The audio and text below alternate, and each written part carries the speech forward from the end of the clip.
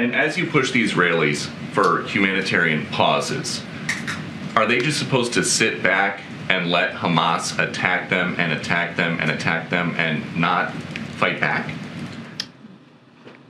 We have been crystal clear that Israel has the right to defend themselves. I mean, my goodness. So pause means they can still shoot back. My goodness, Peter, we're giving them security assistance almost every day. But do we advocate pauses by both sides here? Temporary, localized, to be able to get Americans out, to be able to get aid in? You betcha we do. That doesn't mean that we're calling for a general ceasefire. Hang on a second. There's a difference. There's a big difference here, folks. So a pause does not help Hamas? A temporary pause that's localized, that would allow us to get aid in and to get our people out, is a good thing for the people of Gaza. It's a good thing for the Americans that are being held hostage.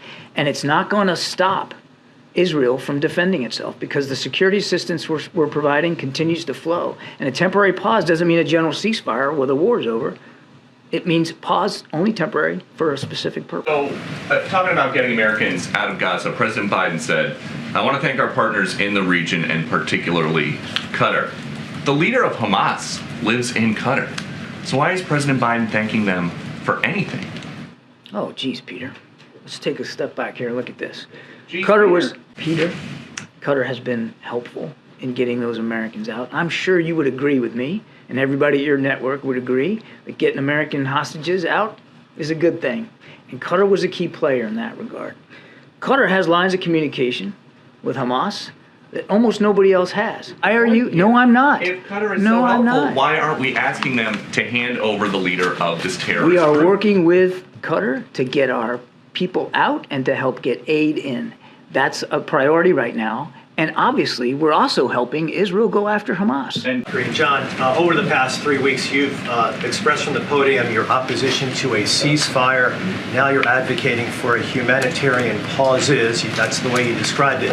What's the difference between the two, and is it a two-way street? Is a humanitarian pause one in which there would be essentially no fighting from the Hamas side at the same time that there's no fighting from the Israeli side?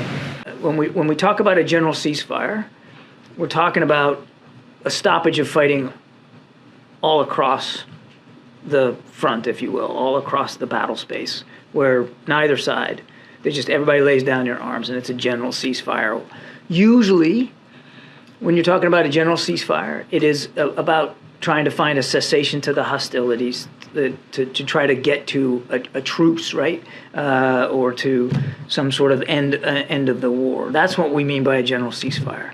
And we aren't advocating for a general ceasefire at this point. As I said earlier, we believe that a general ceasefire would benefit Hamas. You've spent most of your professional life in the military. I don't know the answer to this question. Was there a time in the U.S. fight against Qaeda in which the U.S. implemented humanitarian pauses? I'm not aware of any, but I would remind you that Qaeda, wasn't in possession of 200 hostages in Iraq or Afghanistan, and it's a different situation. To make it happen. And still on Gaza, this week Israel released intelligence showing Hamas taking fuel from the Indonesian hospital in Gaza. It appears with the knowledge of the hospital's director. Is this something that you can confirm? Nope.